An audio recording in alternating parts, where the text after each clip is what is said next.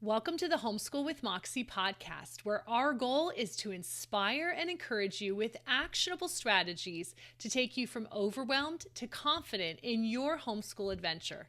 I'm your host, Abby Banks, and this is episode 291. I have a real treat for you today. We have Mrs. Sam Sorbo on the podcast. Let me tell you a little bit about her in case you're not familiar, but I'm sure she needs no introduction. Sam Sorbo is an education freedom advocate. She's a successful Hollywood film actor, producer, and writer, but yet she took a step back from her career to homeschool their three small children and realized that there's more to education than the schools accomplish or even address.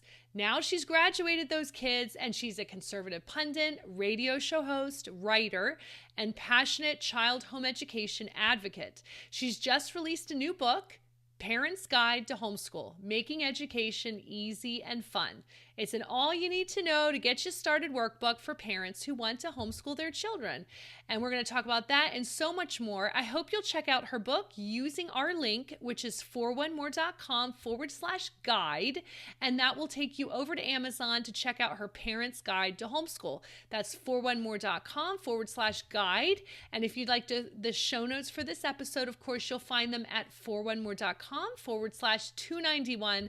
We will put all the links below. So here's my chat with Mrs. Sam Sorbo. I hope you're encouraged and inspired and you get some actionable strategies here for your homeschooling adventure.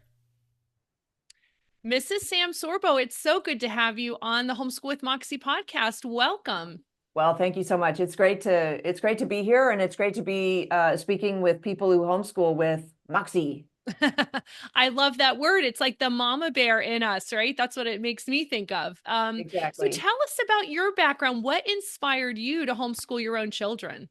Well, and it's funny because, starting it with this idea that you homeschool with Moxie, it's very hard for us to do that because we think that it's just going to be the hardest thing ever. We're sort of set up to fail. The system has taught us that we need the system, and to do something that's outside the system just seems like it's such an anathema to the way we were raised and the way that we believe. And so I was one of those people who just thought, well, I could never homeschool. But it got bad enough in the schools, and this is before Common Core. This is before all the CRT, the DEI, the woke ideology, the gender bending crap.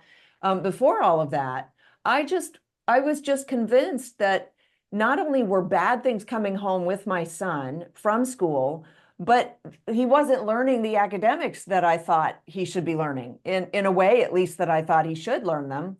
And so I just said to my husband, I think I could fail at homeschooling him and he'll still be better off just as an individual, as a person. Because even in the early days, I started as beholden as I was to academics. I'm an academic. I was an A student. I'm a good student and all that, even though I hated school. So as much as I thought education was about academics, I started to recognize early on that it was a lot more than that, that my goal wasn't that my son be the smartest person in the class. My goal was that my son be a healthy, happy human being. And that wasn't what was getting sent home from school every day. So speaking about that, like, how do you personally define education, and how does that differ from, like you said, what we're seeing in the schools?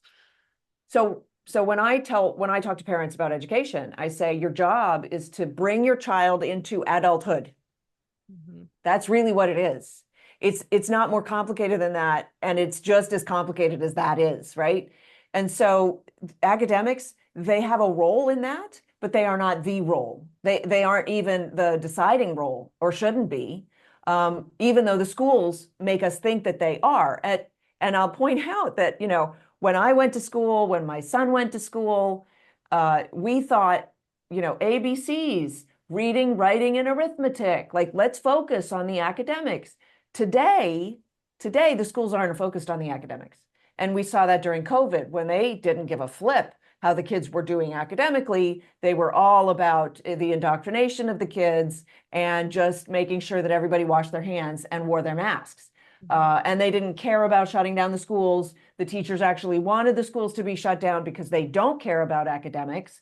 because they were more about imposing on children this rigidity, this negativity, and less about actually. And by the way, okay, there are some teachers who just were, extraordinarily fearful and didn't want to go to school and didn't want to teach or whatever. But by and large, the whole program was, we don't really care about the kids. We just want everybody to stay home and we don't want to have to work. At least that's the way it appeared, right? With the teachers' unions focused on keeping schools shut.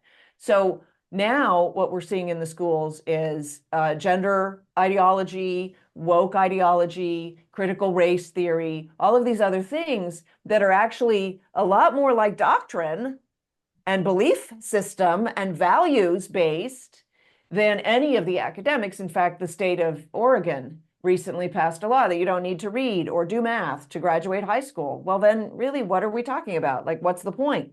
The point is to indoctrinate the children to believe in, among other things, government being the answer to every problem, to believe in victimhood status, and to seek, recompense for whatever victim status that you claim, and things like that. And that's very sad. That's actually a system of slavery that's being imposed on our children in school. So we know someone is going to be discipling our kids, and I know you talk about education as discipleship. Can you explain that? Yeah, of course. Look, so discipuli, discipula, discipuli, I think it is the Latin form. It's the Latin word for student, teacher, teaching. And the idea is somebody will be teaching your child. Somebody will be telling your child about the world around him or her. Mm-hmm. That person ought to be the parent, because the parent is the one who is most invested in the success of the child. That's not to say that every parent is flawless and that every parent really, really just wants what's good for the child, because there are a lot of flawed people in the world. But by and large, a parent will be more involved in the success of that child than a teacher. And we can point to exceptions, but the rules aren't based on exceptions. So the rule ought to be based on what is the standard. And the standard is parents are more involved, are more invested in the success of their children, if only for their own security in old age. That's true. Like, although the schools have effectively nullified that because they have so decimated the family. They've destroyed the family unit to the point where now it's perfectly reasonable to stick grandma in a nursing home and basically never see her again, So when you were homeschooling your three kids, what parenting principles were helpful? I know it's hard for parents because we have this dual role. We're the parent, we're the educator. So what kind of were your core principles in balancing those two jobs? What's great?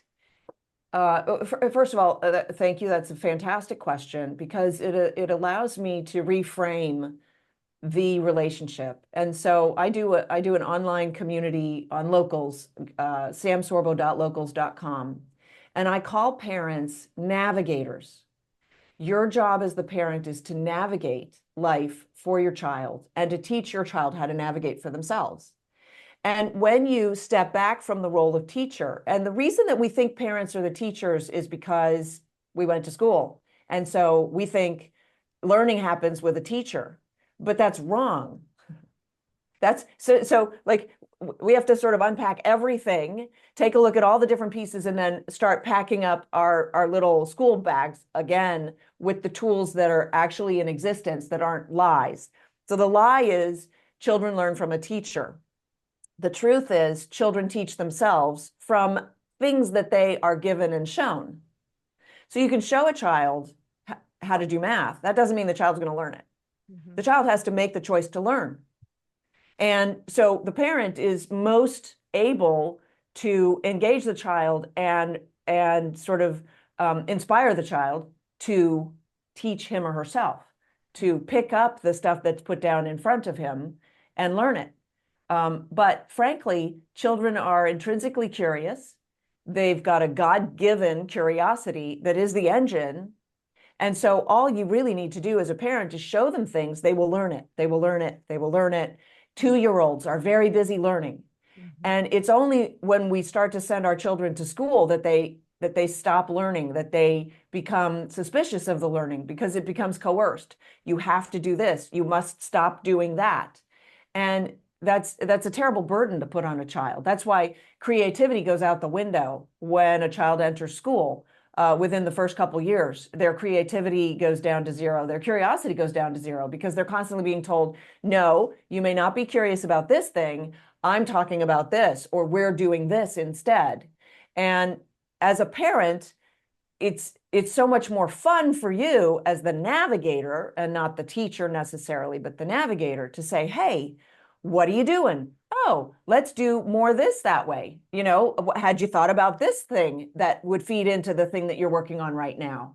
What do you think about this thing that you're working on right now? And then allow that to lead you in a direction where the learning becomes much more organic. So I did it wrong, I will say.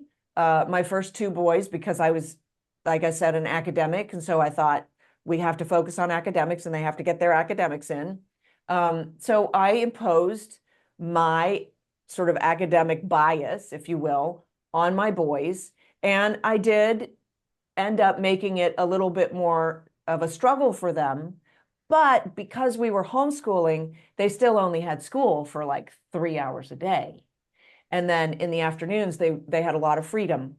And it's the freedom that then informed their learning much more than I could ever do with my finger out and, my schedules and my rules and my homework assignments, right? So my job now, as I see it, is to sort of try to free parents up from that rigidity that the schools have imposed within us. Like we've just absorbed it because we went to school for so long.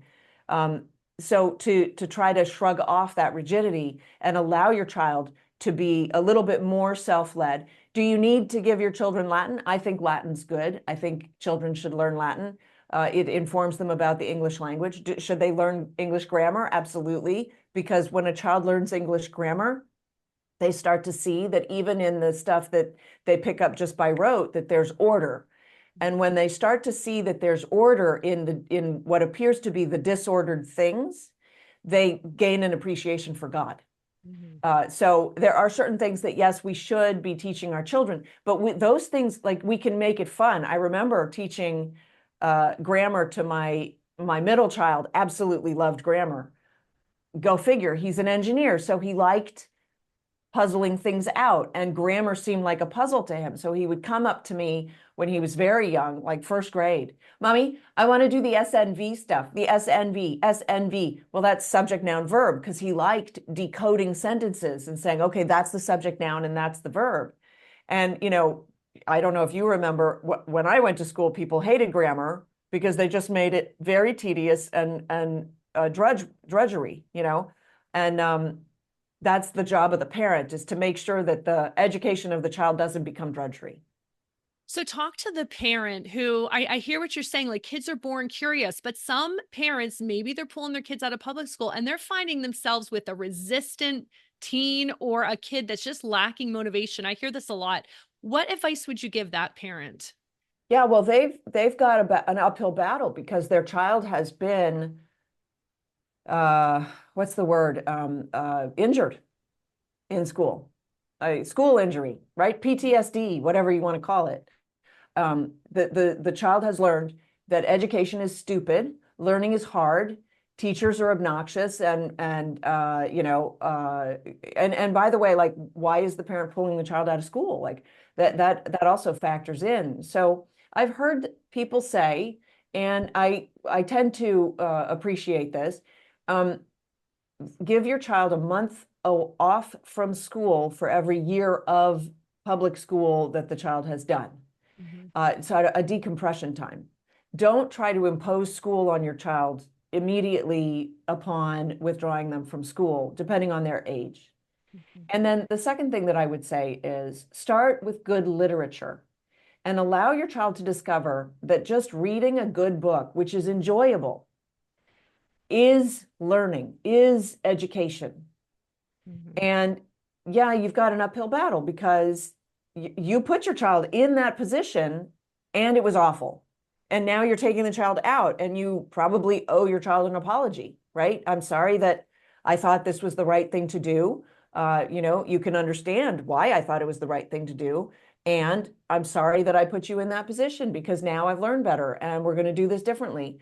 And then here's the thing, what do you really need? And this is why, going back to the beginning, I say to parents, education is bringing that child into adulthood, teaching that child how to be an adult.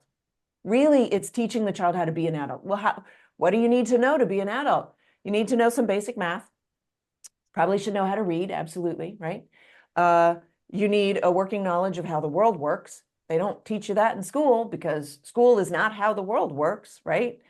You need to be able to hold a job. Like, you need to know how to make a living, things like that.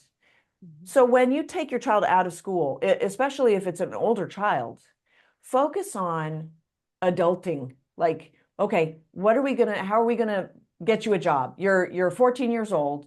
You're just old enough to work in the state of whatever, right? Or 15 or whatever. Maybe you can start babysitting. Let's get you some self-worth where you're being paid for your services. You're providing a service. Maybe it's just online. Maybe your child's interested in, doing video production. Okay, let's get you started on that. And put your sights on, who is this child going to be when they're fully formed? And try to figure that out. Don't tell them what they're going to be. Don't say, if you're going to be a doctor, you need to do this, this, and this.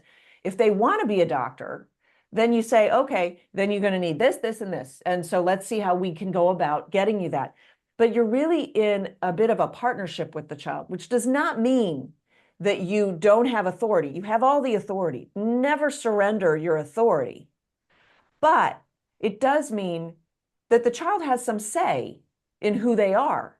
And so with your authority, you have to help them figure out and tell you who they are, who they're going to be. So I'll tell you a quick story, because there's a reason that I say it like this. My daughter was an artist. She's very clearly an artist.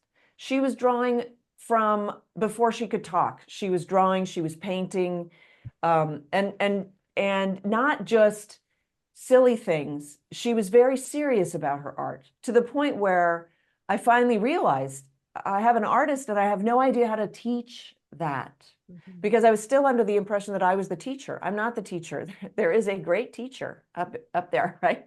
He is the great teacher, and he puts the curiosity in the child so that the child can self-teach.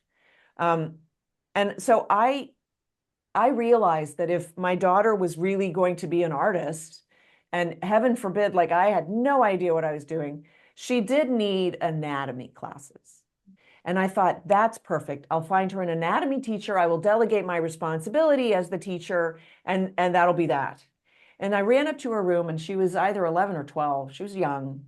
And I said, anatomy classes. And she said, oh, Mom, with this sort of bless your heart kind of look. She opened her sketchbook and showed me a double page, sketches of the human knee in various positions, the anatomy of the human knee, like labeled, like this is this muscle and this is this tendon.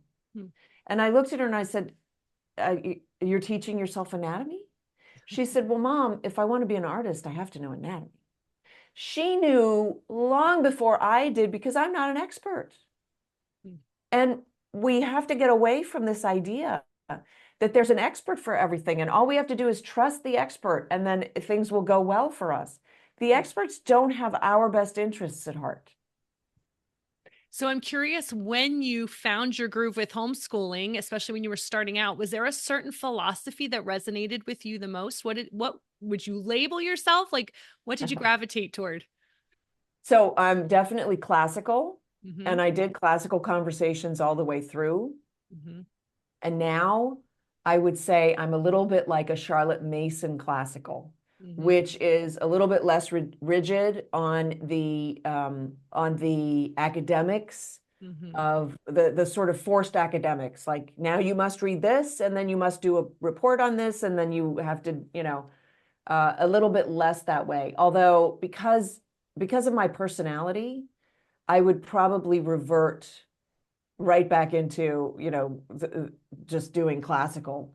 I really like the Charlotte Mason approach because it uses books to open the world to the child. And I've seen it work where the child just becomes enamored of everything, interested in everything, hugely successful academically because everything was brought in story form. Mhm. And let's not forget, we as humans, we love stories. So why wouldn't we learn the most via stories? Mhm. And why wouldn't we? And by the way, that's how Christ communicated in parables. Why wouldn't we want to do that for our child and allow them to learn about the world through stories? So I want to shift gears and talk about the future of education. There's a lot happening, and I know you're an advocate in the public square for homeschooling and parental rights. So where do you see the future of education?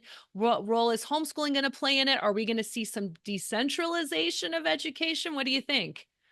Well, Trump has recently said he wants to shut down the Department of Education, and he hired or he's promoting Linda McMahon, who is a businesswoman, with the idea that we are shutting down the federal Department of Education. So that's decentralizing to a certain degree already. Hmm. There's a big surge in homeschooling. There's a big surge in mistrust of the system, which I think will continue to grow. By the way, I have a new book, Parents Guide to Homeschool, making education easy and fun, because it should be easy and fun. And I Hmm. want parents to understand when you take on the burden, so-called, of educating your children, what you're doing is you're adopting the best path forward for yourself and for your child, and the most fun path forward for yourself and your child. Look, I did 2 years of public school with my oldest, and I volunteered. I taught art in the school. I walked the kids to the library. I did all of this stuff. I signed up basically to be a caretaker for other people's children. And I sacrificed a lot of time with my son because I was too busy. He was in school and I was busy serving the school. You don't have to do that. You can skip that. Just spend the time with your child. When we bring our children to school, we give up 16,000 hours with them. And they say 10,000 hours is mastery. So A, we're not mastering our relationships with them, but B, what is the school mastering with them while we sort of abdicate our roles in their lives? So I think that we are decentralizing to a certain degree. What I'm hoping to see now is the outcomes. We have the outcomes already. We've seen that homeschool children perform between, I think it's between 18 and 25% better on standardized tests. Not that I believe in standardized tests, but that's their metric. So let's use their metric if it works, and it works for the homeschoolers.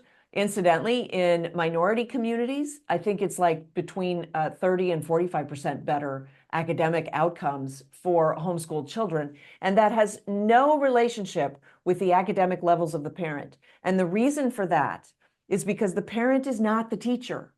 Hmm. The child is the teacher. And when you set the child free to learn, the child learns more. It's that simple. When learning is fun and it's self-guided, it's driven from inside as opposed to outside, it sticks better. You just have better outcomes. So tell us more about your new book. Who is it for? Is it for just the newbie? Is it for the veteran homeschooler? What are parents going to find in there? So really interesting. Oh, I wish I had it here. Do I have it? No. I just had a letter from somebody who bought my book, and she said she was a veteran homeschooler and that she even learned some stuff from my book, which I thought was kind of interesting. And she's got like 8 kids now, so she's still in the thick of it. Hmm. And she's adopted some of my ideas from my book. The book is the book is really for every homeschool parent because I think we have failed as a society to really wrestle with how detrimental the schools have been in our lives. And I mean, personally, it took me 10 years to figure out that I have um, uh, post-traumatic stress from school. So I'll tell you another quick story. I went to Duke University and I studied biomedical engineering because I like academics and I really enjoyed studying, and I was always a terrible test taker. And so I struggled in school to get the good grades, but I struggled mightily and I got good grades. And then I was working on an ulcer because I was so stressed by needing to get good grades to make money, right? This was my whole thing, because school tells us success is defined by how much money you make. It's not. That's another big lie. All these lies are in my book, by the way. I go through them all. And so I quit school for a year. I took a year off and I worked and I made a lot of money. And so when I went back to school, I'm like, well, I made a lot of money. So I guess I figured that nut out. Like, I got that worked out. So now I'll just do school. And so even I still worked, but because I was in school and I didn't have the pressure of needing to make that A in order to make money in my life, right? I made I made A's like butter. School was so easy for me when the stress was released. Mm-hmm. And so I quit.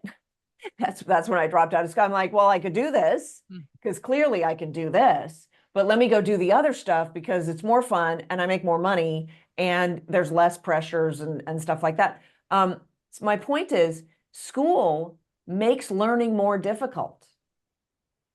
And that's like, what? That makes no sense, because school is where we're supposed to learn. Yes. And it's so bad. Mm-hmm. It's so bad. And so by the way, this is like it's like a workbook. So there's a bunch of fill in the answer questions. This book is intended, in a sense, to reprogram you, or to deprogram you, to deschool you, so that you feel more empowered and more capable of not just educating your children, but parenting your children. Yeah. So yeah, and I would invite everybody, pick up a copy of the book. I think we're running a thing right now. If you go to samsorbo.locals.com and enter code FREEDOM, you get 3 months of the community for free. You can ask any questions. I'm on there all the time answering questions and exchanging ideas with people. And this is something that we can do as a grassroots kind of movement. We are more capable than the experts want us to believe. You've been programmed for a reason, because they want control. They want control of your children. And I'll put it this way, they want to have sex with your kids.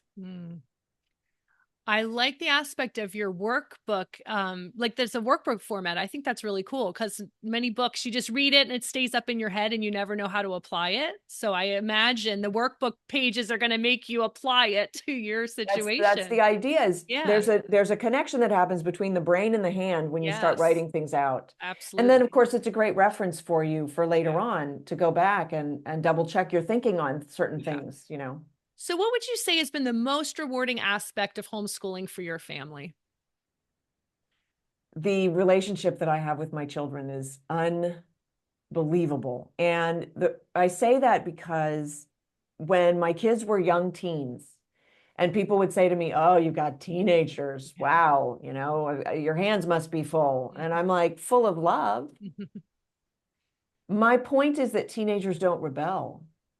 And that's a hard pill for most accomplished parents to swallow. Parents of children who have grown up and they've left the home.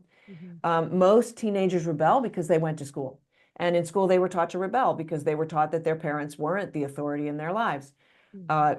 Just to put it quite simply, my kids used to come into my bedroom of an evening, because I would go to bed early because I did a radio show. So I would have to get up at 5 a.m. And so I was in bed early prepping for the show. And on any given day, when my husband was traveling, one of my teenagers, my young teenagers even, would come into my bedroom and just pour out their day for me. And I would sit there going, this is the most incredible experience that I never dreamed I would have, because it was never something that was offered to me. I didn't know it was out there. But because I home educated my kids, I created a relationship with them that's unbeatable. It's unbeatable. And I'm so sad for parents who don't understand what they're sacrificing when they send their children to school. And that's why, unfortunately, it's every school. It's all school, because the school forms a wedge between the child and the parent. And that's a wedge that should not be there. So, what final message would you give to families who are considering homeschooling, or maybe that mom who's in the trenches right now and she needs a little encouragement? Yeah, keep your eye focused on the long term. The long term is the relationship that you have with your children, because your children will always be learning, hopefully, right? Always be learning. The idea is to keep it fluid enough that that they can teach themselves anything at any time. And as long as they're learning how to learn from you, they can teach themselves anything at any time. And so just keep your eye on the bigger picture and the long-term goal, and don't get too bogged down in the minutia. If you have to take a day off, if you need a break, if you need a nap, look, I gave up math for a full year with my daughter because we were sort of like this a little bit, and it just wasn't working. And I said, you know what? There's just not enough reason for you to know linear algebra for us to have this happen, and for you to feel like for you to feel the way that you're feeling, and also for me to feel the way that I'm feeling. There's just not enough reason to go through this. So we gave it up for a year, and she came back even stronger than ever the next year. So I hope that offers some parents some hope. You're not on a treadmill. You don't have to hit goals of learning accountability things because the government says that they exist. Your child is unique. You are unique. It's about the relationship, and you'll get them there. Tell us one more time where people can find you online. Oh, sure. Go to samsorbo.locals.com for the community. And if you would like to pick up a copy of the book, and it's free shipping before Christmas, go to sorbostudios.com. Sorbostudios.com. And one other thing. So we have a trip to Washington, D.C. that I've organized for homeschoolers because I did it with my kids, and it's the most amazing thing. There's so much history and so much fun learning to have in our nation's capital. So you can join me in Washington, D.C. in March. Just go to sorbostudios.com also to find out details for the Washington, D.C. trip. And then also we have our Christmas devotional that's out right before Christmas. This makes a great Christmas book, Christmas for 40 Days devotional. And I told you about the locals code. So we're all set. sorbostudios.com. Thank you so much. Awesome. I appreciate it so much. Thanks for joining us. Thanks for having me. Appreciate you.